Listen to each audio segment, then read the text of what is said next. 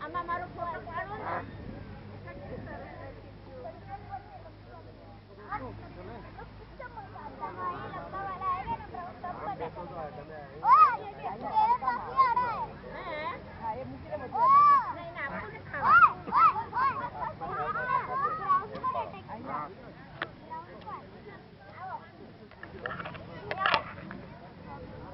પેલા બોલા પછી